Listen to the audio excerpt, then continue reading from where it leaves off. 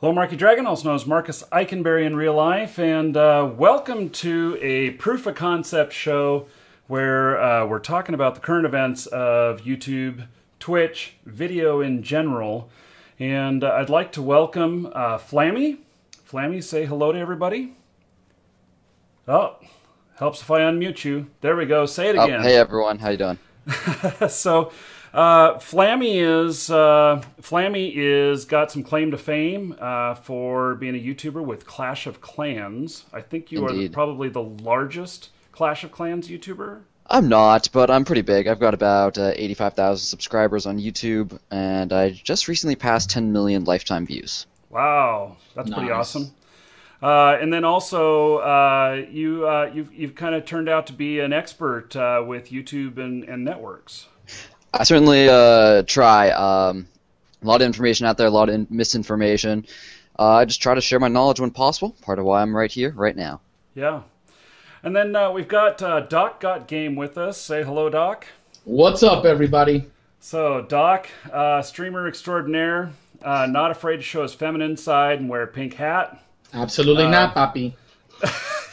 And, we couldn't afford any real entertainment on the show, so we had to settle for Doc. And we will be all right. Pink hats rock, baby. So, Well served in that department. Yeah, Doc, you can definitely find him on Twitch. Very entertaining and all around good guy that, gosh, doesn't matter what you're playing. You're fun to watch. Absolutely. That's the goal. That is the goal. Yeah. So, okay, well, we've got several topics today. And just for those of you who are seeing this show for the first time, today is a proof of concept of this show. We are not sure what exactly to call it. I have it as like Digital Content Producer Weekly, which sounds really lame. It sounds like maybe my father made the title or something like that. And that, he was like, making stuff in the 80s or whatnot. It sounds like some hidden porn show name or something like that. Awesome. I'll put up my resume. Yeah. Okay, so we'll rename it to the Hidden Porn Show. And we'll be taking suggestions from you, the viewers, on what we can call this, off of this menagerie that you see how we put all this stuff together. So we've got several topics today which we're going to talk about. We're going to talk about the YouTube Content ID hell. We're going to talk about Twitch and their systems upgrade, which actually feels like a nerf to many people. Big time. We're going to talk about Facebook's plan to conquer TV and YouTube. Yes, television and YouTube. They plan to take over the video market on that. Aiming high, for sure. Yeah, well, moonshot, why not? And let's see, Wildstar lifts their NDA, and it doesn't all seem fair. And then also talk a little bit, if we have time, about how to actually make content for mobile games, which Flammy here is an expert at. So I'll try. Looking forward to that. okay, so YouTube and Content ID hell. For those of you who don't know, the Content ID system was put into place a little over a week ago. Well, actually, it's been there for a lot longer than that. It's just that YouTube made a change to where everybody, in a network or not, now gets searched by Content ID unless they're a managed account. And what that means is that if you have a piece of music or you have some video, even images that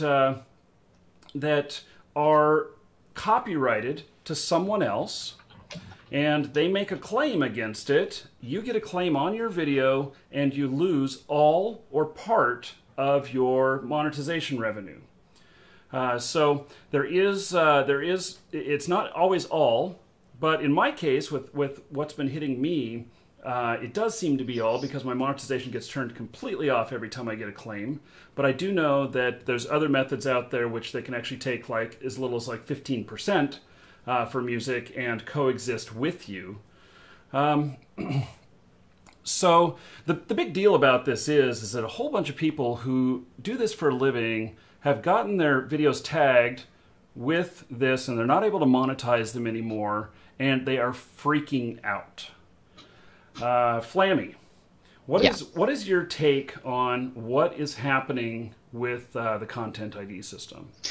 Well, to sort of rewind a little bit for the Content ID system, sort of the origins of it was basically YouTube did not want to get in a lot of trouble to be responsible for copyrighted content being uploaded to YouTube channels, because there is the argument where content owners, such as music studios and movie studios especially, say that, hey, YouTube, you are putting a place out there for people to upload our content illegally. We're going to sue you guys for enabling these people to do so. So YouTube's compromise with these companies was to create the Content ID system to allow them to remove content, but it also had other options for when they decided they wanted to leave specific forms of content up. So that was sort of the history behind the Content ID system. What it sort of has transitioned into, though, is a way for more than just removing someone uploading a brand new movie that they've just ripped off a DVD, into more of a way to try to have content owners and creators work together a little bit more through having the monetization. So basically, if you want to use music, ideally you'd be able to use it if someone says so, but they also say, we'll take a percentage of your income. What turns out more to be is you sort of get these sort of sketchy companies which will be often claiming stuff which maybe they don't fully have rights to do, or in the specific context that you're using it through fair use, they really shouldn't be doing. Yeah, that's sort of what's turned into today. The very recent changes of this last week, though, basically YouTube, for various reasons which we'll probably talk about later, has decided to change how a lot of channels are managed and scanned by Content ID. Previously, if you were in a network, which are the big ones such as like Machinima, Fullscreen, Maker, you might have heard of some of these names that YouTube channels can be part of, you're pretty much exempt from Content ID. The recent changes mean that most channels are added back into the system. It's important to note that this actually isn't a change in like law or how you're supposed to be able to upload content. The rules are exactly the same. It's just how YouTube's automatically enforcing it that changed during this last week. Mm-hmm. And there's a lot of pain points with this, and so I don't disagree at all that YouTube needs to protect the copyright of those people who seek to protect it within their system. It's better than blocking everything. And I don't disagree that YouTube has some responsibility on this. What I do disagree with is some of how it's done. An example is that that I have music that I have from that I've licensed, that I've purchased actual license and rights to, and then when I use it on something, I get tagged on it every time. One of the biggest offenders is a company called Believe, and Believe has tagged me somewhere around 500 times, and what it causes to happen is you guys all may have noticed that at the beginning of the show there was no intro music, and that was very, very much on purpose. And because if I'd put intro music in, I couldn't monetize this for 30 days if Believe were to tag it. And because they don't go through and monitor, when they make a claim and I defend my claim, they don't go through, it just times out after 30 days. And then they don't ever whitelist me on that piece of music either. And so I get tagged on it over and over and over again. I have one song that I know I've been tagged on over 200 times by them. And, this, to me, is an abuse of the system. And in all honesty, we want to make content so that, in an effort to make a living, and YouTube should really be doing everything they can to promote that. And I don't understand, YouTube has gotten too big. How do they, why is it that they can't see that I've been tagged, 200 times on the same piece of music, and that 200 times I have successfully defended that? Doesn't make any sense to me. It just seems too strong-handed. As someone said in the chat, I believe his name is Evil, like what happens when they claim it is they just automatically get their revenue. There's no oversight process. And then there's, of course, a dispute process, which content creators go through very, very regularly. Marcus, like he said, has gone through it every single time, has gotten tagged on those legitimate uploads that he's done. But the problem is, as soon as this claiming is done, especially it's being done a lot more these days automatically, there's no human oversight, we immediately lose the revenue. One of the common suggestions out there is, okay, that's fine, like there should be this dispute process, but don't just give them the money. You should put it into either an escrow account or leave it with us. An escrow, for the people who aren't really aware, sort of it just goes into a bucket which no one has access to. It's not paid out to anyone. Well, if I prove my rights, then I should get it. Exactly. Once the resolution is made, then whoever wins it gets the revenue. And of course, that wouldn't be ideal for us, but we believe that's pretty good compromise to the current system where anyone claims a video, correctly or otherwise, they just get the money and pocket it.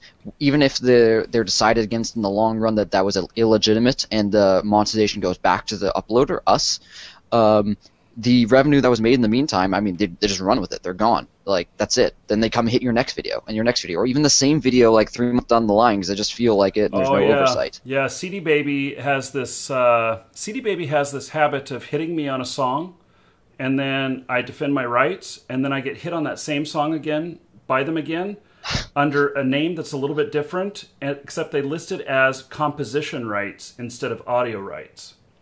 And so that composition... that is ridiculous. And I've even been hit on fair use stuff. I mean, literally, I have one video that got tagged as the ice cream truck went by. And so this ice cream truck went by while I was filming a video, and I got tagged on that video. And then some obscure company that I've never heard of before, which is like, ad revenue for a third-party LTD or something like that. You know, how the hell do you find that company? And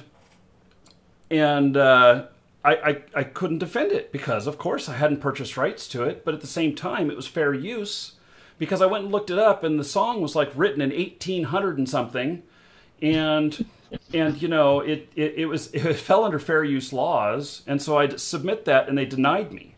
And the fact that you're recording in public also adds sort of another layer to it because in the U.S., generally recording in public is pretty fair game.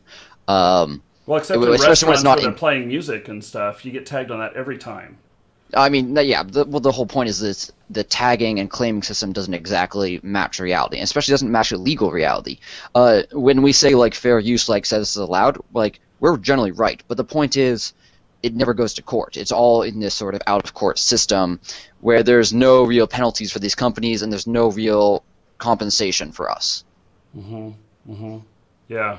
They're tagging me without any backlash whatsoever. The flip side of that is that if you're in a network and you have managed status, you bypass all of this.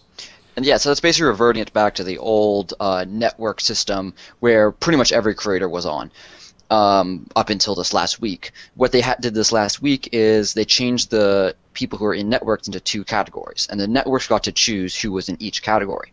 So first category, the better one, was the managed, like Marcus just said. Managed means basically nothing changes. You can automatically claim and monetize your videos just like before, and you're exempt from the scanning just like before. The only way you would get a claim is if someone manually searches for your video and manually says, this is something I own the content to, and they do that through the content ID system.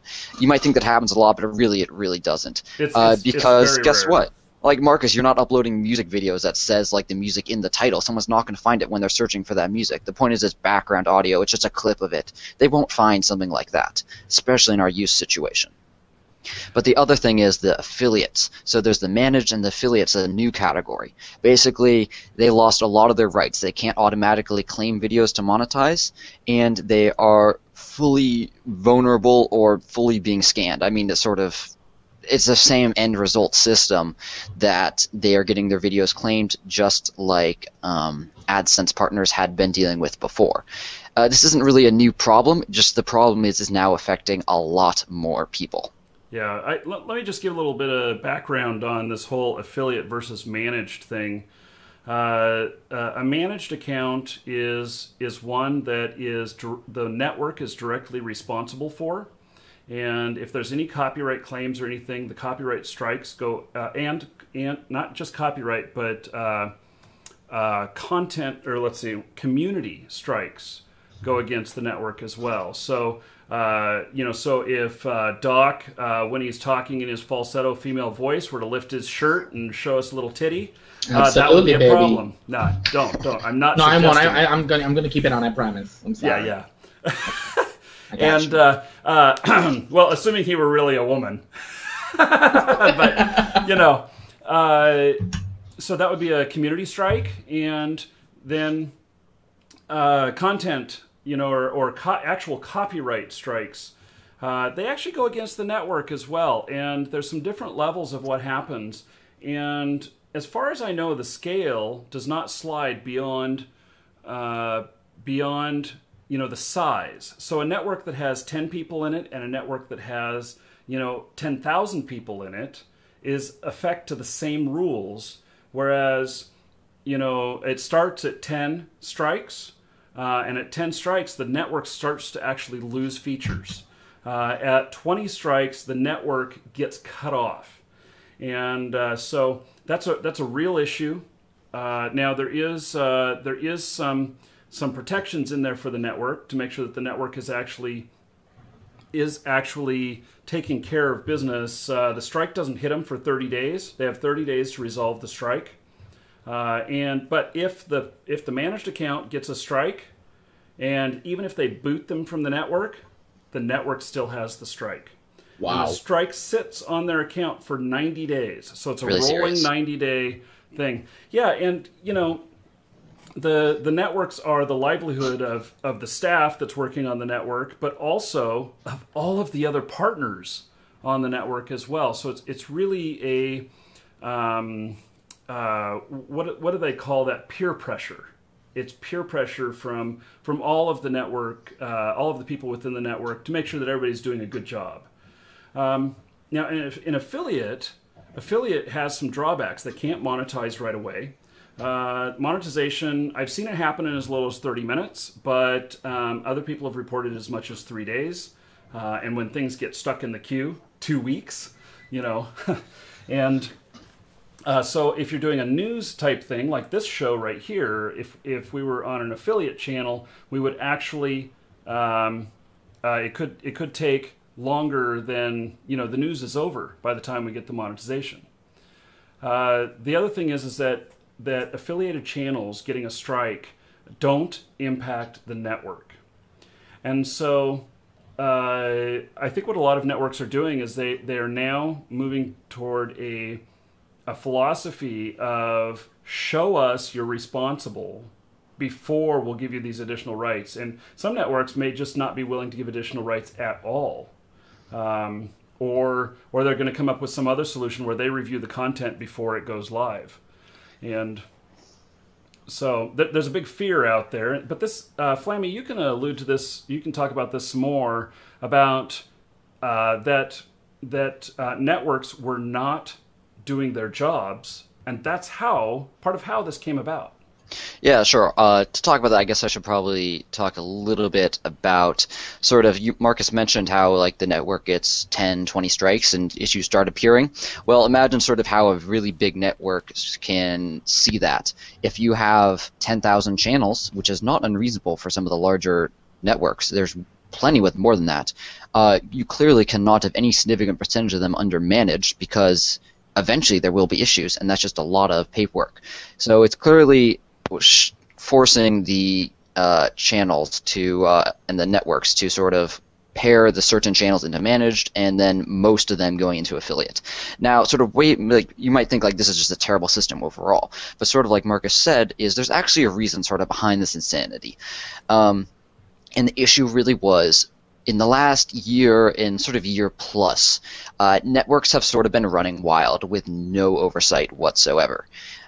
What does that sort of mean? Well, that means there's tons of new little networks popping up. They would try to partner basically anyone with no requirements. They would lock them in for long periods of time, or they wouldn't even honor the contracts that they made with them, or they would just lie to them and get them to sign, and just once you're in, you're stuck. You have no compensation for getting out if they lied. It happened to me. I signed with the network, and then they did not live up to the promises. They broke promises in the first week that I was with them. And that was like a big network, and like so there's both little networks popping up and doing this, but then also the bigger networks. They just turned into effectively pretty large corporations where not everyone can get the same level of support. Is just sort of the basic point. And sure, even if they had good intentions initially, when you've got 10,000 partners, you just can't give the same support to everyone. So what it ended up being was this is sort of YouTube's system to try to rein in these networks, both the lots of little new networks as well as the bigger networks, and try to get everyone to do a better job of being a network and doing what they're supposed to do. So that's what the system sort of is oriented at doing from YouTube's perspective, and on that level I actually certainly agree. I think these are really important changes that need to be made, because lots of new channels were signing with networks that promise certain things and just getting stuck and getting screwed over when these were not delivered on. Mm-hmm. They needed to have some sort of accountability, and while this might not be a very good way to go about it, I'm glad they're at least doing something. Yeah, really, that's really I can't help but think that it's maybe too strong a hand right now, and going off of what Whit is saying on Twitch. Is that, and correct me if I'm wrong, I know we've got a lot of young YouTubers out there who may not be as experienced. I myself am an up-and-coming YouTuber. I mean, is this correct that the third-party claimer can claim any video without proving anything, and it falls to the content creator to basically defend his rights to create this content? I can't believe that is something that's actually in play right now. That is the basis of digital copyright. Yeah, wow. Digital copyright allows anyone to make a claim, and so someone makes a claim, and then at least in the YouTube terms, let's say that I have I have some song that's written specially for me, and somebody else starts using it, or somebody steals one of my videos. There's a whole channel out there that has all of my videos on it, which I'm going to give them the hammer here soon. Yeah, I'm really surprised that they got all of them, but I'm going to put that on video. That takes cojones. Yeah, it takes like 1,500 of them, because that's how many of my videos they took. So they've taken my videos, so now I'll make a claim against them and say, hey, I own this video. Now, they could come back and say, well, I have rights or whatever. Well, then I come back and I say, okay, but I don't recognize those rights. And so the video goes offline. They instantly receive a strike, according to YouTube. And then at that point, if they want to dispute anymore, they have to take me to court. And so it's really messy, really messy. And I don't like how that all works, but it gives you immense power. And so when we used to use digital copyright back with articles that we had written and stuff, or other things that we had on websites, and these other websites in countries that didn't support copyright, like China and some other places. They would put these up, and we'd send them these DMCA requests to take down. Well, they would ignore them. What we'd start doing is going upstream. And so we'd say, okay, who supplies that place their internet? So we'd hit them with it. If they didn't react, then we'd find out who supplies them their internet and hit them with that. And what happens is once you get to one that's in a country that has to recognize this, which is any country that's in the World Trade Organization, then they cut off the feed down the line. And all those sites go down.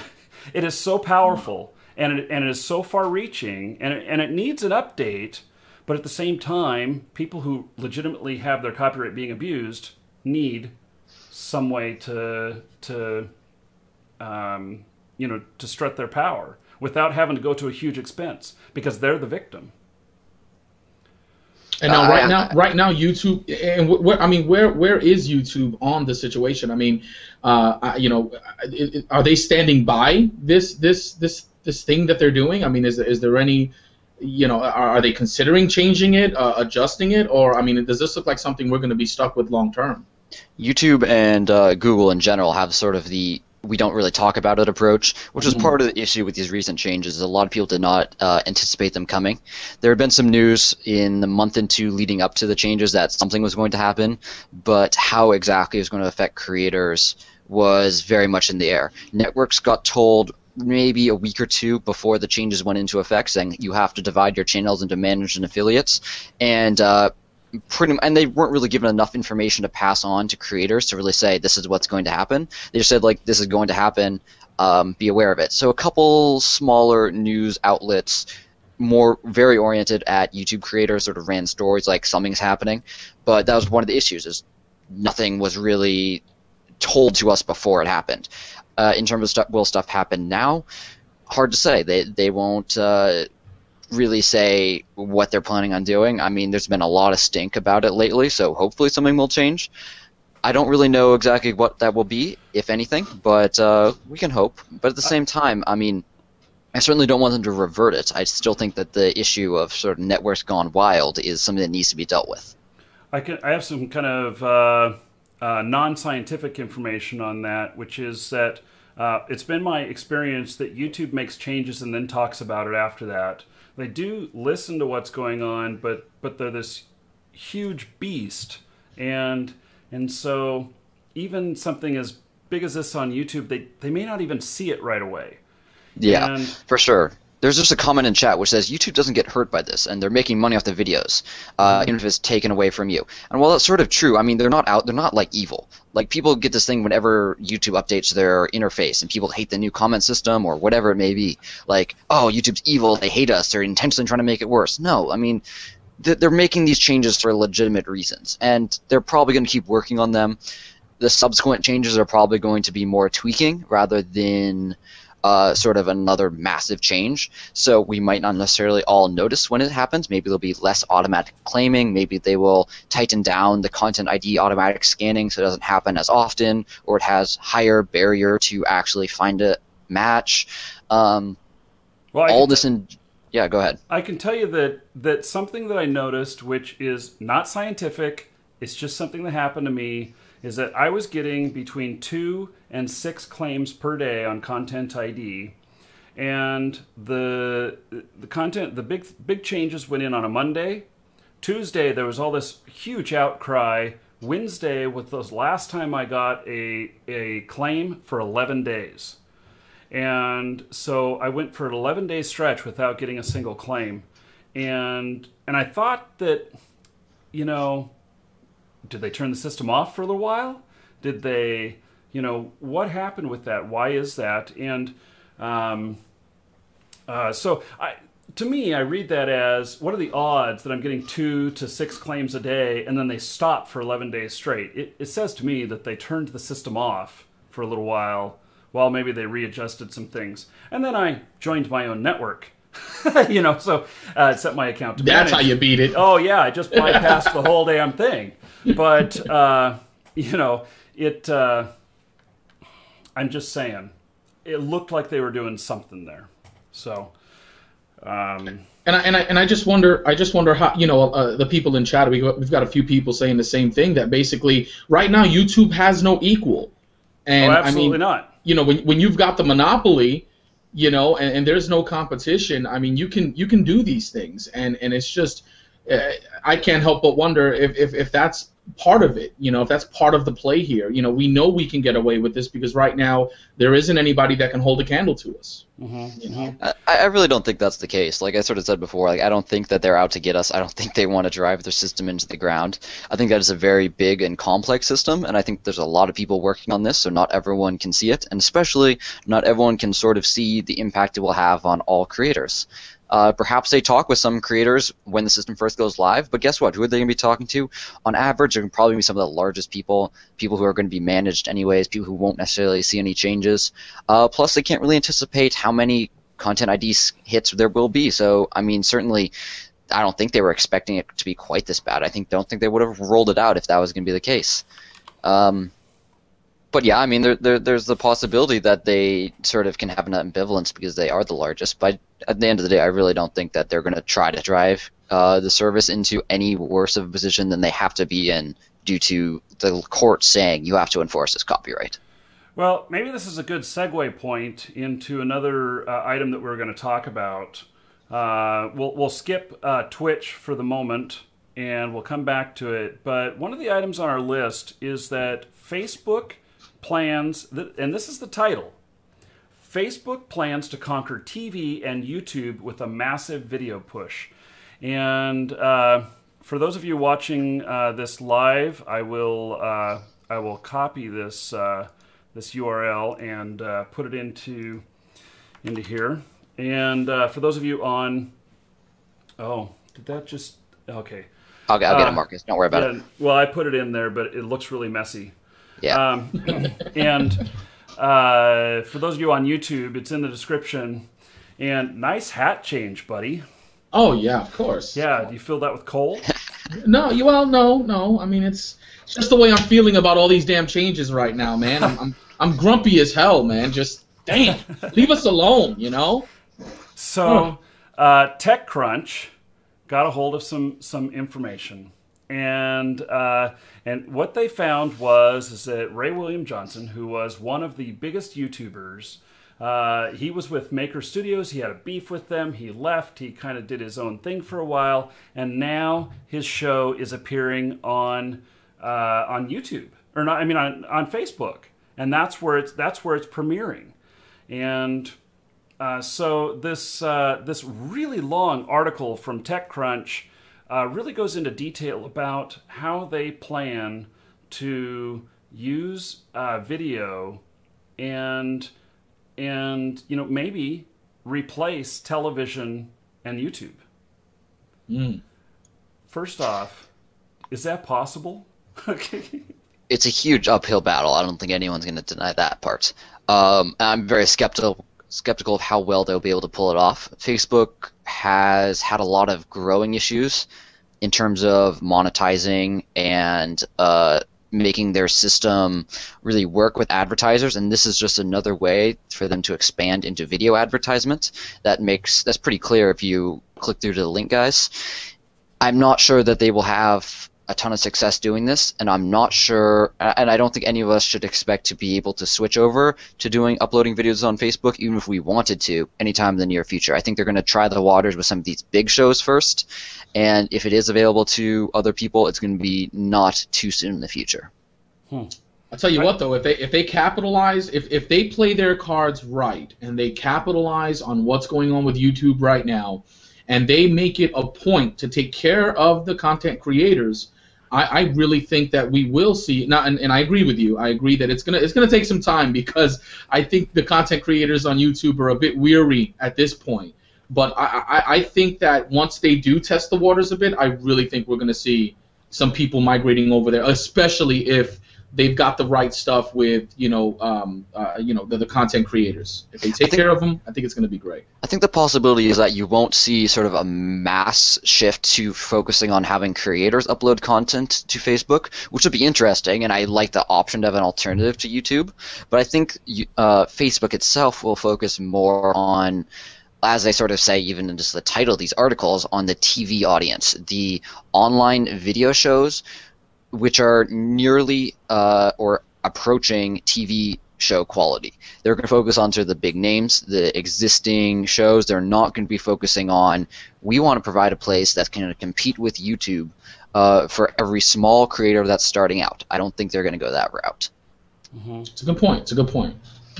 So in that way, it might not affect us much really at all. I think that for myself, my first thought when I read this article was, okay, our documentation that we send out to video game companies when we want them to give us rights, it needs to include Facebook now too. Because if Facebook is serious about making this push, I'm going to be serious about posting my content on Facebook as well. Because, face it, Facebook is checked 10 to 15 times a day by most people. And how many times a day is YouTube checked? Maybe once a day, maybe twice a day. I mean, that's YouTubers. We're the exception. Interesting fact about YouTube, too, is the people who use YouTube and watch videos, on average, the entire site-wide, only 17% of them are actually logged into an account. Oh, only 17%. That's Yeah, interesting. that means commenting, subscribing. None of these features are available to most of these people. So, I mean, look at how big certain channels get, like subscribing-wise. Imagine, like, if the rest of the population was actually logged in and decided to subscribe if they liked the content. Most of it is just people sharing direct links. That's how YouTube is. It's focused on being an inherently open system. You can just share that link in chat. You can pull it up on your mobile phone and view it without being logged in.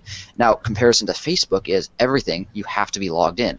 That right there is a very fundamental difference, that if we sort of had the YouTube system where we could just upload our content, combined with Facebook where everyone's forced to be logged in, it's already got a huge audience that many people use, that'd be a very different feel in terms of interacting with our fans, I feel like.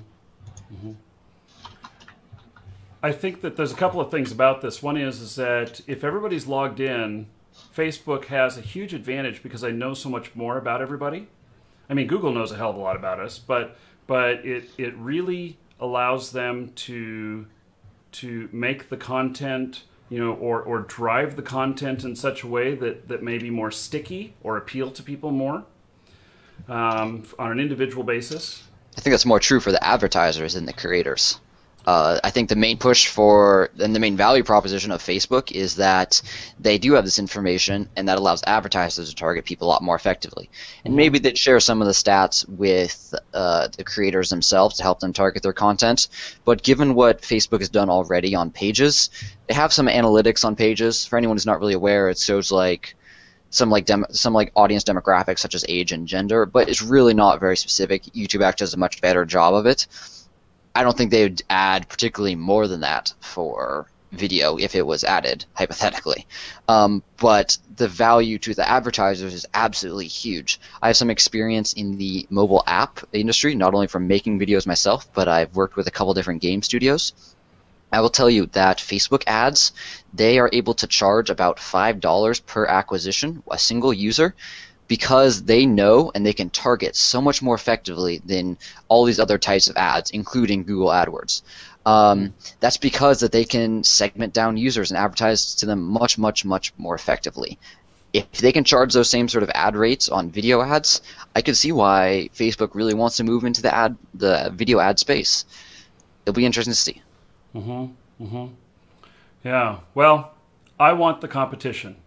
I think that you know, YouTube controls the video space, Twitch controls the live streaming space, and Facebook, bring it on. In my opinion, I want competition. Give it to me, papi. Competition is good. Kick just shared a stat on in chat, which said 1.1 billion people are active every month on Facebook. And yeah, that's a good stat to keep in mind. But every month there's 4 billion unique viewers on YouTube. So compare that right there. Well, it is, and YouTube is part of the future. Video is the future. So I just recently referred back to a video that I posted in 2007, where I talked about how video was going to be the future and where we were going to be. And I didn't know that, what is this? It's almost 7 years later after I posted that video that I would be right here in video doing this shit. But video is so important to a lot of things. I mean, and it's not just YouTube. It's not just Facebook. I mean, look at Netflix coming out with original programs.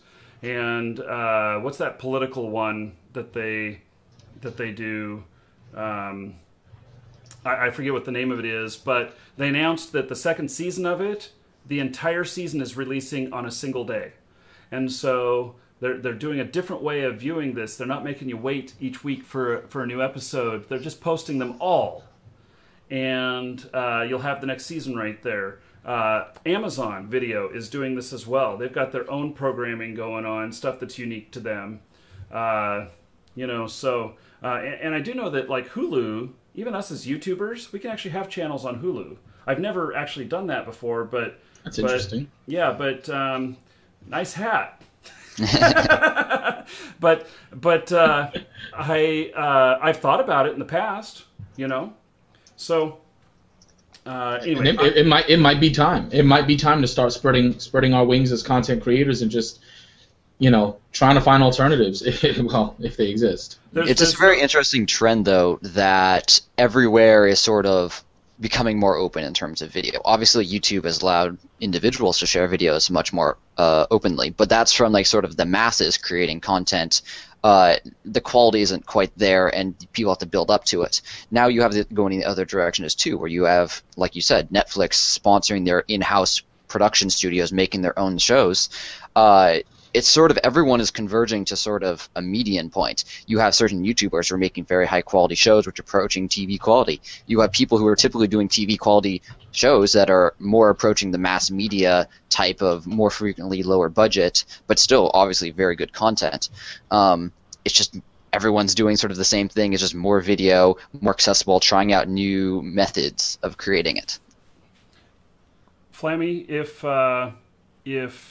one of the big players, like if Twitch started, keeping videos long term and allow you to monetize them better, if Facebook, put in a new system for putting up videos, mine are all too big, by the way, none of them fit, because they have to be 1 gigabyte or less, and, or if Amazon started allowing you to upload videos for, to show up in their programming, would you actually try some of that? Would you see if that works for you? I mean, I'd say there are other systems that are open today, like Dailymotion and stuff. I probably wouldn't for a couple of reasons. First of all, personally, and a lot of other creators will understand this, is that you have a following on one site. Mm-hmm. I obviously can't move my 85,000 YouTube subscribers to a different site. I'm not talking about moving. I'm talking about going out to multiple. Yeah, and for the second part is why I wouldn't do that or probably wouldn't, is YouTube has actually solved a lot of problems for creators. You're allowed to upload gameplay video. Like, if you just think about it, you might not be aware how sort of amazing that is. And a lot of other sites, they just don't allow gameplay videos because they're afraid of getting sued. YouTube at least has fixed this problem. Same goes for actually paying creators for their content, having advertisements where it's just a percentage split of the revenue. These things are not insignificant problems to solve for these other sites. And if Amazon, Netflix, any of these others, Facebook, just sort of like one day says, okay, you can now upload videos sort of like YouTube, I think that they would be at least a year, if not more, behind in terms of working out all these sort of other sticky points, which really enable creators to do what they do as at least a part-time job, if not full-time. Mm-hmm. Well, YouTube is the place right now. That is for sure. Absolutely. I will support, though, anybody else that wants to make a play at that, and if there's revenue to be made off of my videos on more than just YouTube, I personally want to try it. So, SP, the problem in chat, there's a question, which is why can't Justin TV or Twitch /Twitch surely overcome those problems? The problem really is that it requires a lot of more than just sort of creating a digital system. Like, the programming is the easy part, and the legal side is the very sticky part. I'm curious how Twitch is sort of going to handle it as soon as some music guys go after them for the first time. Because that has not been challenged. Music labels on there, yeah. It hasn't been challenged yet, and honestly, like, a lawsuit with companies of that size can kill a company. And I certainly hope they don't die, but they have to solve these problems sooner or later, and they're not insignificant. Then we can all use YouTube's live streaming features. Oh, yeah, that'd be great. Yeah, I'd love to get those revamped because... Yeah, give it to me. Oh, my God. Oh, man. They have some great features like DVR and stuff like that, which I really like, but at the same time, oh my God, YouTube's streaming capabilities are the crappiest ever. Yeah, it doesn't work very well. Okay, well, maybe this is a good segue, since we're kind of talking about Twitch and live streaming. The fact that Twitch has recently done an upgrade. They put their flak shield on and their helmet. You're such a nut, man. I'm sorry, but... So they did a system upgrade, and that's what they call it. But it feels like a degradation in many ways in communication with viewers. Doc, do you want to explain this? Yeah, I mean, now, everybody keep in mind, I've got a GED, so my technical know-how is, yeah. Anyway, from what I've read over and over again, trying to come to grips with what they've done, basically, in a nutshell, is they have sacrificed viewer interaction in terms of the delay from the broadcaster to the viewer in exchange for supposedly better video quality. That's not what's happening. If anything, most streamers are complaining of poorer video quality, and viewers are as well. And as an up-and-coming streamer that relies almost exclusively on viewer interaction, this hits me and many other people like a ton of bricks. What it really looks like to me is, they're favoring those large League of Legends channels, e-sporting events where viewer interaction is not important at all. They're not looking at the viewers. They're not looking at chat. They're playing their game. Mm-hmm. And it just looks more like a sporting event where we're all sitting in the stands. All we're doing is cheering. It's more like a TV show where the creative create the content is a one-way information flow. Exactly, and there's so huge an outcry for this, but I don't think they're going to change it, because I can only imagine how much money they spent in the research and development of this thing and in the implementation of it. I mean, they culminated the whole thing with DreamHack Winter 2013. They're claiming, almost 100%, of the a success rate with the new system, but it's really not. It's horrible. I mean, you're talking about upwards of 60-second delays from what, as a matter of fact, well, these guys are probably feeling it right now, watching us. Mm-hmm. Okay, so I've got my hand up. I'm watching the stream, and I'm watching to see how long it takes for my hand to appear on the stream. Still and I'll hasn't let you happened know. yet. No. Yeah, still not there. Waiting. It's getting pretty ridiculous. Having not used Twitch for that long, but even just using it in the weeks before and the weeks after is just ridiculous. I can't see it on my screen yet, Marcus. I don't see it on my screen, Marcus. There you go. There it is. There it is. I'm still waiting over here. West Coast has got a delay that's apparently even longer than you guys. Wow. Oh, there it goes. There we go. Done. So the delay is not equal. No. Okay. Oh, man, that's interesting, too. Yeah. Okay. Well, wow. I mean, okay, I understand what they're doing here. So what they're doing is they're doing it's more like a buffering, and they're so that it can receive lost frames or whatever, something like that. I mean, I don't understand all of it, but the fact is that what they say, that it improves the quality overall for the viewers. And now, I think that they're looking at it purely in technical terms and not in your human interaction terms. Agreed. And so, it may be a technical, thing that's good, but at the same time, nothing happened here. Don't look. At the same time, I'm not. I'm losing my train of thought. That happens to me every day. There's just an interesting comment in chat that said, like, most streamers have a delay to stop people from stream cheating. I mean, that's certainly true for the more competitive and especially bigger people.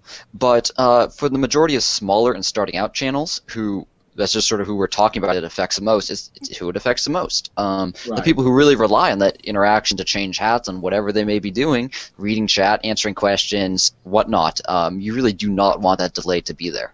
Right, because see, just to piggyback on that, what he's talking about in chat is that we can initiate a stream delay, and that does stop, that helps with stream people who want to stream snipe us, when we're doing certain things. But unfortunately, this is something that's completely different. This is something that everybody is dealing with. It almost makes it. You know what they did do though? They made it to where you don't have to activate a delay to stop stream sniping because they can't stream snipe your ass anyway anymore. You ever watch the news reports like out of Baghdad or something like that, and they're live via satellite, but they don't have a real big satellite truck there. They're just doing over like a sat phone or whatever. And so they talk to them, and 30 seconds later they answer. And so that's what we've got here is that we're talking to you, but you don't actually see what we're saying for this amount of time, and then by the time we read the chat, we're 2 minutes out, and in many cases that stifles conversation. It stifles interactivity. Just think about how many conversations you can have in an hour. If there's a 30-second delay between each party saying it, that is a ridiculous change from just talking to someone over the phone, talking with someone over Skype, talking with someone in person. Mm-hmm. It just kills the conversation with having one people. You'll end up having like 10 or 20 different conversations with different people in chat, but you won't be able to have it with just one person going back and forth. I suppose we can call it chat lag. Yeah, basically. Yeah, well, yeah. Yeah, and you don't need a propeller on your head to fly around to get chat lag. That's how I'm feeling. That's how I'm just. It's just the feels of what Twitch did to us. It's just like, yeah, we're just gonna do this and improve the system. And I'm like, come on. What I really want to know is what Juanita thinks about this. Oh, Juanita is absolutely upset here. Let me ask her real quick. Juanita, oh, don't even get me started, Papi, because this is some straight bullshit, okay? I'm really not a fan of these because now all I have in real-time interaction is my Twitter. You know, I can check Twitter and see what's going on, but other than that, I just no, Papi, this is not good. Well, yeah, there you have it, guys. I'm sorry. Yeah, she's a little bit shy. Yeah, she's a little camera shy. Yeah. I'll get her on. I'll get her on one show. She'll be here one show. Yeah, we'll get her. We'll get her, guys. Yeah, only while she's dressed up. Yeah, exactly. No, she'll be dressed up. We'll get her with makeup and all the good stuff. Yeah, good. Yeah. You have balls, man. So, okay, well, I hope that Twitch is measuring stats, measuring things, and can see, whether or not it's having a positive effect, and overall, make adjustments from there. I hope that it has a positive effect. Twitch has historically had a lot of issues, and has had a lot of issues that really are game breakers in many cases. What about like when chat doesn't connect at all? And I wonder if these improvements that they made helped with chat servers being down.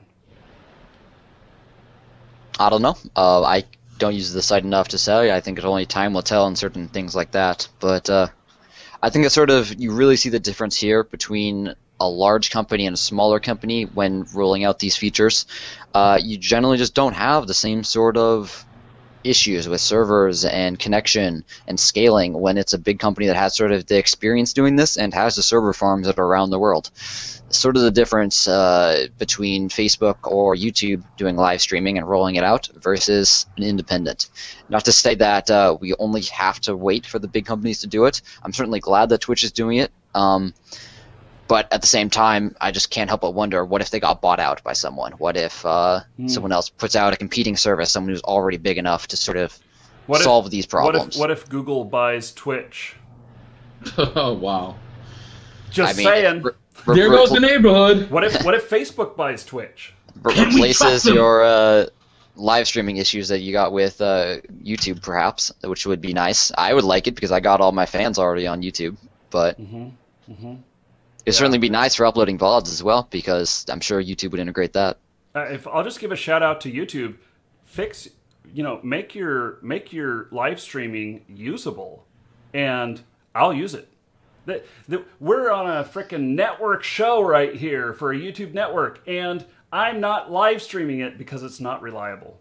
And we're also talking with this over Google Hangouts, which you can directly stream to YouTube, but we're not for a reason. Yeah. Well, because I can't manage the whole show through that. So, yeah. Okay. And it's just really overall. their update, their upgrade, whatever they want to call it, I mean, it really punches not just smaller channels. I mean, initially I was really upset. I said, this is really bad for anybody who's trying to, come up in it, because typically, I'm not going to say all the time, but typically the more interactive streamers are going to be your smaller channels, because it's easier to interact. I mean, I'm going to challenge myself that, God willing, if I hit 1,000 viewers, I'm still going to be the same kind of streamer. But there are big channels that interact. Can't get any lower. Yeah, Cole Carnage is huge, and he's one of the most interactive streamers I've ever seen, and it's killing him. It's killing him, So it's just not working, and I really hope they do something. I really do. So I see Ink is watching the show, and he says, "What if EA ends up buying Twitch?" Oh, yeah. I think I'd rather have Google do it. By far. Yeah. I don't know if I trust EA. Let me just put something out there, though. I have a little bit of insider knowledge. No, it's not EA, but it is one of the major names that everyone knows that they are developing a live streaming service for gamers.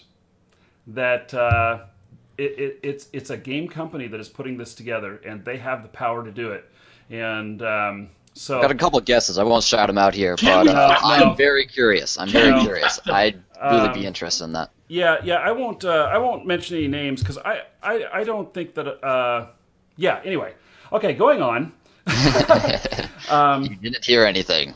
No. Well, it's coming, and Markee Dragon will be a part of it. So it is happening. And we'll be a part of it. We'll aim to be the first channel on there, and get all of our stream teams on there and everything. So it is in development. Okay, let's move on to a more serious subject because we can tell that Doc is taking this very seriously. Yeah, absolutely. Very freaking seriously. I'm not sure which topic you're about to say, but is that going to be the mobile one? Because I probably have to get off in the next 20 or so minutes. So. Okay, well let's talk about that. And yeah, and we had a scheduled amount of time here, but unfortunately, we had some problems getting up and running. We're about 40 minutes late starting the show. So let's go ahead and move to mobile gaming, and then we'll come back to Wildstar, and then we have one other show that'll drop a missile on everybody. I'll call it a missile. Foreshadowing. Good job. So, Flammy, now you do Clash of Clans. Yep. And is that a mobile only game? It is. So Clash of Clans is out on iOS and Android. Relatively recently on Android in the last few months. Been out on iOS for about a year and a quarter now. And now you do something unique that we don't see very much of on YouTube, and actually I haven't seen it on any streaming, but you are actually making videos of gameplay. Is it actually on a mobile device that you're recording? That's right. Off of? I record off of my iPhone or iPad. Ooh, interesting. And it presents a whole slew of issues with recording, which you guys on PC don't have to deal with, or even console for that matter, which some of them now have integrated to streaming on a lot of games. But there's definitely some benefits and definitely some downsides. Just thought I'd take that opportunity while we're all here to talk about this. So I want to know a couple of things. I want to know about the technology on like how you do it, and then I want to know what your competition looks like. Are there other people that are doing this as well? Sure. So technology. How if I wanted to stream something on my phone here, play a game on here and show it in high quality, how do I do that? So there's a couple different ways, and that's sort of the reason why it makes it hard. It would be very easy if either Apple with the iOS platform or Google with the Android platform said, we want to support this and made tools to make it easy. However, they really don't. I know Apple specifically says like you're not allowed to record video on our platform. You can obviously record it through the camera, but actually recording the screen capturing, you're not allowed to do. So Really? yeah, that's correct. There's 3 ways to sort of doing this. One, and sort of I would say the easiest for new players, is to stream it to your computer via Apple's AirPlay. So I don't know as much about the Google side of it because I've been on iOS a lot longer. But Google or Apple has this AirPlay feature, which is typically used for streaming music to a set of speakers or something. They also have recently, well, relatively recently, added video to this. So you can stream it to your computer and then use all of your standard video recording or streaming things to then upload it. That's version number 1. I'd say the second easier way to get started is to use a jailbroken application. There's a couple of them out there. Basically, you have to jailbreak, and then you can install something which will record directly on the device, and then you can just upload it to your computer, do any editing, and then upload it online. Obviously, it has a couple more steps because you got to do sort of 2 different transfers of the video file, but there's that as well. The third one, which I have the least experience with, is you can buy a little dongle to stream the video. It's intended for like if you want to show your iPad in a presentation, such as if you're an app developer, you can buy this little dongle to convert it to VGA or HDMI, and then you just record off of that, typically with a capture card. So those are sort of the 3 ways. If anyone's interested in any of them, you can, for the first one, you can search for either Air Server or Reflector app. Those are the 2 most common ones, which are both on Windows and Mac for streaming video. And that's easy because you don't have to jailbreak or anything. You just have to set up some software in your computer. And the second one, if you jailbreak, it's pretty easy to get started, although it's got a lot of technical difficulties. You can look up Display Recorder. It's an app for jailbroken devices only. And the third one is just buying a physical thing, so just go down to your local store, look on Amazon for HDMI out iPad, something like that. Apple sells official ones, but yeah, that's the third option. Doesn't need usually a capture card though, so that's the downside. Yeah, yeah. That's exactly what I was thinking. If I were going to do it, I'd probably just have an HDMI out and capture it that way, and just broadcast it straight off XSplit or whatever, or record it there. Yeah. So that sort of answers the technical questions. Yeah, what was next? So tell me about the landscape for mobile gaming as far as the competition out there. I mean, is this a wide open field that you don't have much competition, or? I guess I should back up a little bit, or just sort of talk about this before I talk about direct competition. You really have to think about how mobile gaming is different than traditional gaming, if that's the sort of videos you want to make. On computer, if someone wants to record a video, record highlights, record some competitive match and upload it, it's very easy to do. There's a lot of solutions to record your screen or stream it. Just a lot of stuff out there.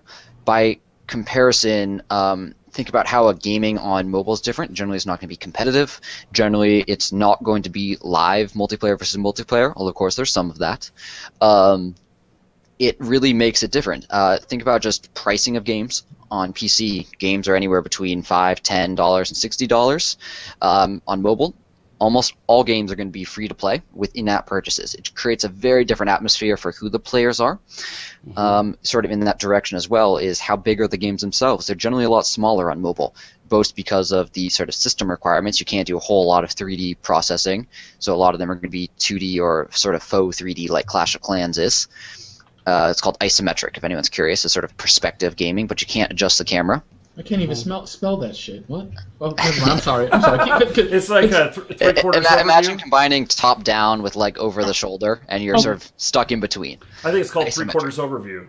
Is also what it's called. Yeah. Sure, I'll accept it. You can spell that one a little bit better there, Doc. Yeah, okay, good, thank you, GED. ISOMETRIC, and I'm super dyslexic, so it's not that hard. Maybe. Anyways, if you think about sort of how the games transition is, like, they're free, you'll have players who, the difference between players on mobile games and console games and PC games, generally mobile games, your biggest challenge is, as a developer, is making people like your game and stick around.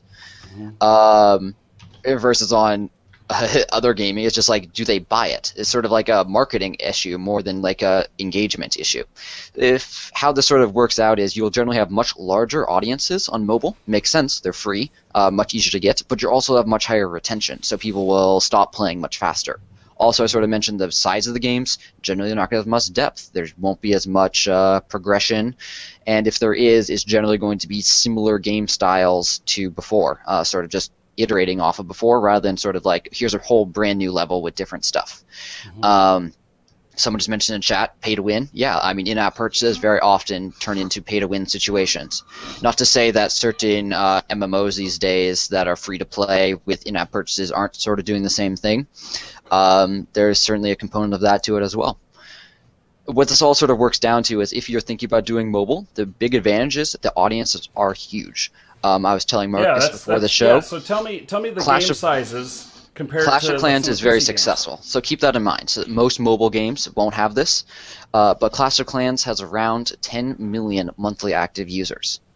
Wow. Now, if you compare this to lots of other gaming, World of Warcraft peaked out around 10 million. I don't know where they're at these days, but I think it's like 7 or 8 right now. Yeah, I think around 7 million. Certainly, yeah, those people are going to be a lot more engaged because they're paying for it. They've bought the CDs, they've paid subscriptions. But in terms of just people searching on YouTube for strategy or tips, it's very good to do mobile gaming, just because the number of users will be significantly higher than anything. All right, so let me ask you, because you're focusing on a game that's mobile, that's harder to make content for. Do you think that attributes for some of why you've had really good success on your channel, just because the amount of people that are making content is smaller? Yeah, there's definitely a higher barrier to entry to creating content due to the previously mentioned recording difficulties. I certainly think that helps with competition. On the other side of things, mobile games, just to develop them, are much easier. A studio with 5 or 10 or maybe 20 to 30 people working and programming a game can make a full mobile game in a couple of months, like 6 or months. Compare that to other games, much harder. You have much bigger studios. What does this sort of end result mean? It means how many new releases there are and how many successful releases there are is very different. Mobile gaming will have a lot of issues with picking the right game to do. You have to predict its success. You can't just say that, oh, it's Blizzard, they've done a bunch of these before. EA has like 700 titles out on the App Store. Like, you're going to waste your time producing videos for most of them. The other part about that is remembering back to talking about the content and the strategy of them. Most of them just don't have the right depth to just make videos on. It's just that simple. They're time wasters. Or it's just a few, and so then you get a little bit of action on that, but it's not your overall audience. You don't keep feeding them with the same thing. Yep. Tell me, what kind of monthly views are you getting on your channel? So I've been inactive for the last semester and uploading videos. I think I've uploaded about 10, and before that, like throughout the summer and for the previous 8 or so months that I was making content, I was making daily videos at least, often 2 videos a day. So it's declined a lot, but I was able to very, very, very quickly grow my channel to over 1 million views per month. That's right awesome. now, I'm around 400,000 views per month, and that's not uploading in pretty much 3 months. And let me just diverge just a little bit off here. At 1 million views a month, does that start to get into the range where you could actually make a living doing that? It certainly depends where in the world you are and the cost of living, in a city, out of a city, whatnot. But yeah, absolutely, you can support yourself off of that in many places. That's awesome. Yeah, that's really awesome. It is. When I grow up, I want to be just like you. It sort of feels in many ways like sort of cheating because you get paid to play video games? Well, no, in the sense that like I know how hard a lot of other gaming channels struggle to grow, and I was able to be relatively early in this mobile game, which ended up being very successful. It feels like cheating. At the same time, like it's very hard to transition to other content as well. I'm sure any of my fans who are currently watching will be complaining that 1, I haven't uploaded, and 2, I've been trying out this other mobile game too. It's just harder to switch, I feel like. I mean, everyone has that issue though. But I think Doc knows about that. You stick with one game, you build an audience on it, and then you play something else, and your viewership drops off. Absolutely, and it's one of the reasons why I have marked myself as what you call a variety streamer, so as to avoid that situation. You know, my viewership and my follower count is always fluctuating, but what I feel I get by diversifying is a more loyal audience, a more well, they're there for you loyal viewers instead for of the me. game. Mm-hmm. Yeah, exactly. They're watching the stream because of the guy sitting in the chair, not because of the game that I'm playing. So Flammy, you know, I think every single creator wants to say that, though, and like I've said that from the beginning. I've kept other videos up on my channel. I had a few older videos when I first started. I kept them up there. I produced a few Call of Duty videos because it's a game I play occasionally, and just to sort of like keep people like reminded, like, yeah, I play other games. But you know what? Exactly. The end result is when you grow that quickly to 85,000 subscribers and you try something else, like even concurrently with my regular content, this majority of people will say, I don't want this. You're selling out. You're doing this. You're doing that. It's really annoying because like it's really not that way. It's like I'm a gamer. I play lots of different games. Sure, I haven't spent the same amount of time making videos for all of them in the past, but I wish you guys would be here for me than just for the game. And some people certainly are, and some people certainly aren't. Of course, and it's risk versus reward, because you know I really believe that if I focused on a single game right now, one that was popular, because you mentioned something that holds true for YouTubers and streamers alike, in that the key ingredient to success with this thing is luck. You're gonna have to have at least a little bit of luck in whatever you do, luck and timing. And you caught that game, correct me if I'm wrong, you caught that game at a great time. Yeah, I caught it at a great time. If I had started about a month later, I'd probably be about a half or three-quarters of the size I was now. If I had started a month earlier, I'll tell you, the guy who started a month earlier than me, he's approaching 250,000 subscribers. Wow. He must be rich. Yeah. He doing it big, Poppy. He was getting around Don't 5 to let 6 your million internet views now. per month. Oh, man. Yeah. The last I checked. Yeah. I think you could make a living off of that. Yeah, you could for sure. I've been looking at one of my channels recently on just gameplay stuff, and it's averaging $2.96 per 1,000 views. So That monetized views? yeah, well, no, just per views total. That's a different calculation, but yeah, interesting. Yeah, so you know, I make $3 every 1,000 views, and okay, well. Flammy, I think I would be really interested if you'd be willing to come back sometime, and we'll do a show kind of dedicated to how to do mobile gaming and talk about it a little bit more. That'd be interesting. I got a lot of sort of ideas for sort of how to try to figure out if the game you're playing right now has the potential to be successful. So yeah, that would be awesome. I'd love to sort of talk about that sometime, as well as some other topics, Marcus. Thanks for having me on. Yeah. So now I know you. How long till you have to jet? Now would probably be a good time to head out. Okay. Well, so we've got a couple other topics that Mr. Viking there and I will talk about. What are we going to do it now? And so I just I want to say again, Flammy, Clash of Clans content. You can go check him out there. Also, good person to talk about YouTube networks and stuff. He seems to know his stuff with that. And then let's see here. What kind of projects have you got going on right now that you just want to bark out before you head out? So I do have one project, which Mark is of course referring to in his nice handoff right there, is I am a senior at university right now, and as a university project, I'm working on a set of tools for YouTube content creators. Basically, it's an online website, which we're still developing, and we hope to have out to beta users in the next few weeks. Basically, we want to streamline the process of managing videos online and to help people improve their channels very easily. So if anyone out there watching this currently is a YouTube content creator, feel free to message me. I think I'll have some social media linked in the video once this goes up on YouTube. So feel free to send me a message on YouTube or a Twitter message or anywhere else.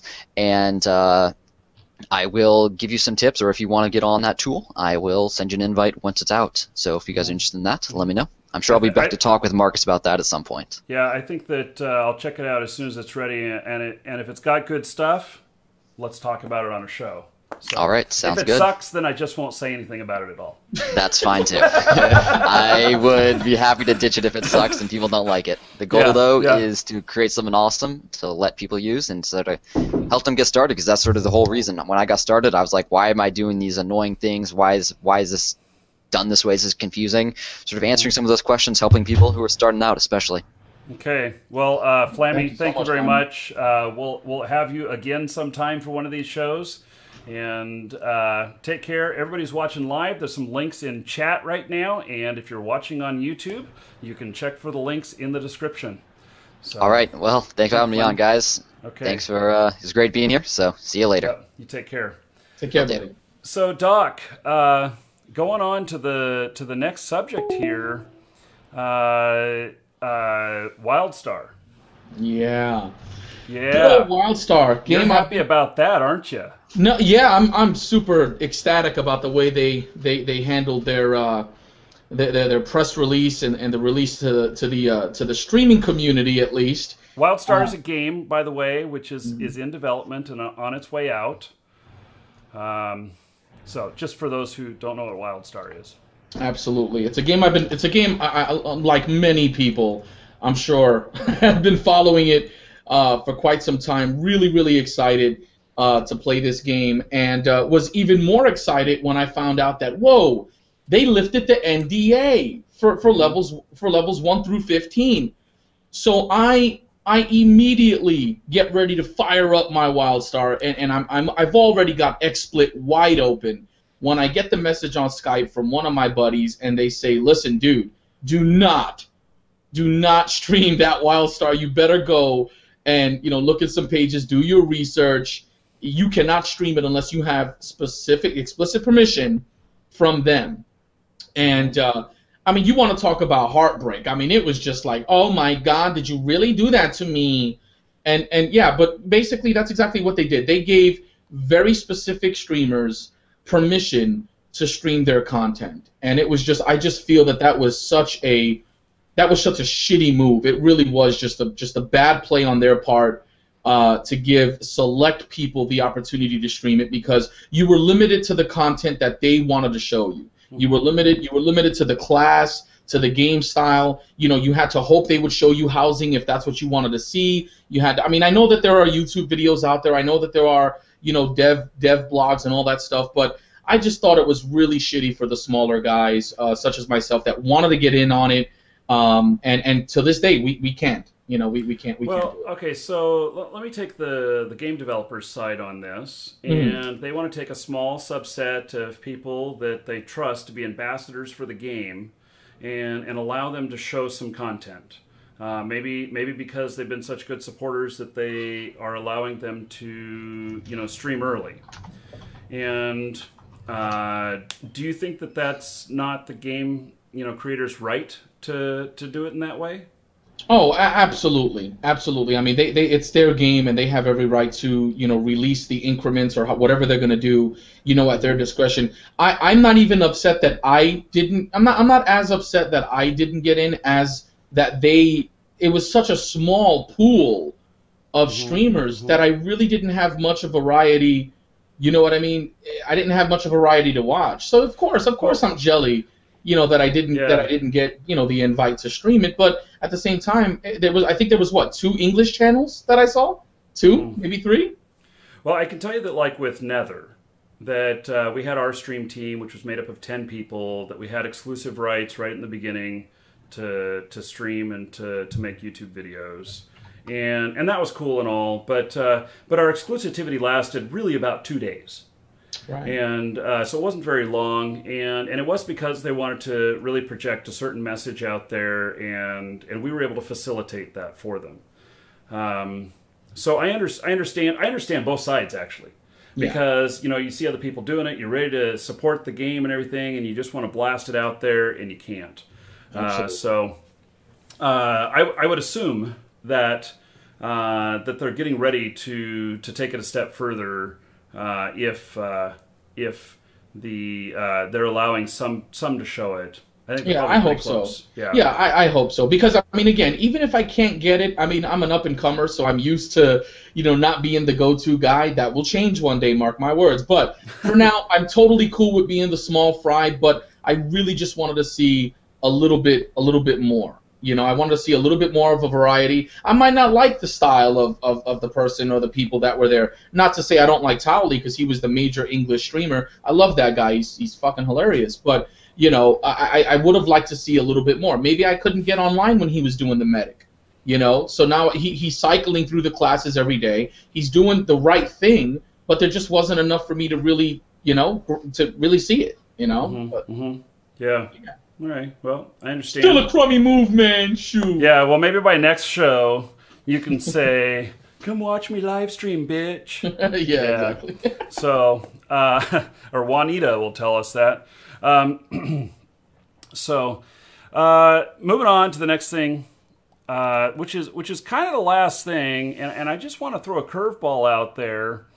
The Google buys DARPA, and Google, of course, we do a lot of YouTube stuff. We all use Google. This is part of how we operate, what we do, and everything. I have my Chromebook. I have my Android phone. We have our Android games.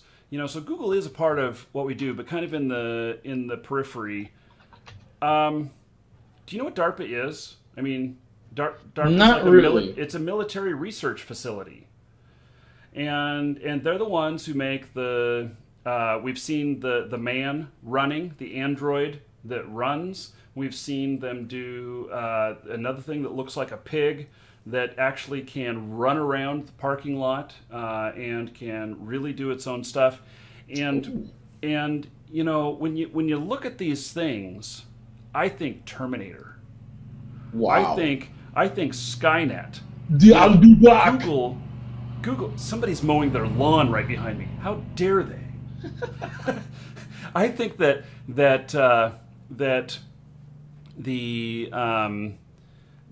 is it okay that Google, who has all this information and all this power in cyberspace, moves into a space that could potentially influence combat or weapons? I think it's very scary. I think it's very scary when you put a lot of money behind any private or, I don't know enough about Google to say it's private or public, whatever, but nonetheless, a non-governmental agency. I think it's very, and this is coming from a former, a veteran here. I think it's very scary, to put that in the hands of. I'm surprised they could even purchase it. I'm surprised that that's even something that could be done. So they didn't purchase the military portion, but they were able to purchase the research portion. That's kind of like the meat of the meat and potatoes, though. Yeah, they're developing how to do it. So it's the research and development, and maybe not the operations. So very scary. So something that I'll keep an eye on. See what they're doing. Now they may use it for their automated cars, because that they're already driving around cars that are like their Google Maps cars without people driving them. Wow. So they're completely autonomous, and it was big news when the first one got into an accident. I think somebody ran a red light and hit it or something like that. But they're able to read all this texting stuff, too, and do all this stuff. And so maybe it has applications in that to where now with having a robot that can walk, that they can now have a robot out there mapping all of the trails on a park or something like that. But right. I've got these really big bugs behind me. Hear their wings flapping? I hear them. I do. Yeah, I didn't realize today was lawn day. I don't do live streaming on lawn day, but apparently they showed up today. So, well, if he's Pablo, you just make sure you tell Juanita say hi, okay? Yeah, he'll be all over that. Oh yeah, he will. Absolutely. Yeah. So, okay, well, so that's pretty much it. Now, golly, this is just going to kill me, this noise in the background. So, Doc, you got any final words of inspiration or wisdom as we exit the show? Absolutely. For this, what I really want to recommend to any up-and-coming streamers, or YouTubers even, anybody who's trying to, create content for a living, networking. I mean, networking is absolutely critical to a channel's success. Some of the things I've done, some have been successful, some have been unsuccessful, but I've reached out to streamers big and small, talking about dual streams, shout-outs, multi-streams, even teams. I'm so excited to finally be part of a great stream team community, the Coalition. It's a great group of guys. But yeah, you got to network. You got to get your name out there. Use that social media to your advantage. But what's the worst that someone can tell you? I've reached out to people like Kripari, and I've reached out to major streamers. The worst they can do is either ignore you or say no. So that those are my words of wisdom, even though that really doesn't match with me and my GED. So, how has that been successful for you? Have you done collaborations with anybody, and has that worked out? I mean, this right here is a collaboration. Absolutely, yeah. This is a form of networking. It is. Right now, the most recent and successful thing that's happened to me in terms of collaboration was really getting on the stream team, because once you're on a stream team, you get access, and the viewers of that community get access to you. So when they look at that team's page and they see that you're streaming, it really helps bring new blood to the channel. And I'm just fortunate to be part of such one hell of a community is all I can say. But that's the biggest thing right now. But I do have some multi-streams planned for the near future. Absolutely. Cool. And I just want to say we've got one product which I'll let you all in on. We haven't done an official press release on it yet. We're getting ready to announce it. It's at markeedragon.net. For those of you who are making content for games, it is a list of the copyright status on I don't know, it's well over 2,000 games. And so you can look up your games there. You can find out whether or not the game that you want to do is friendly towards streamers and YouTubers, or is hostile, or if they have no statements whatsoever. And so it's pretty good, and it links to the permissions so that if you get challenged by YouTube, you'll know exactly where to send YouTube to see the permissions that yes, you have rights to do what you're doing. And that is amazing. That is huge. It's a project that we're working on. So anyway, markeedragon.net, check it out. Okay, well, thank you everybody. Thank you, Doc. I wish Flammy was still here to say thank you to him again as well. Absolutely. And next show, Doc should be back. I don't know, man. You got more hats than I do. Yeah, I'll have more by next week, and then we can talk about Juanita making an appearance because she's getting jealous over there on the side. So maybe one day we'll bring her in. But that's multiple personalities. I'm getting multiple entertainers for the price of one. Yeah, exactly. Yeah, and how much am I paying you? Enough. We're gonna. Nothing. It's free. Yep. Yeah. So, no, I'm just saying. Okay. Well, thank you everybody, and take care. Take care, everybody. See you next time.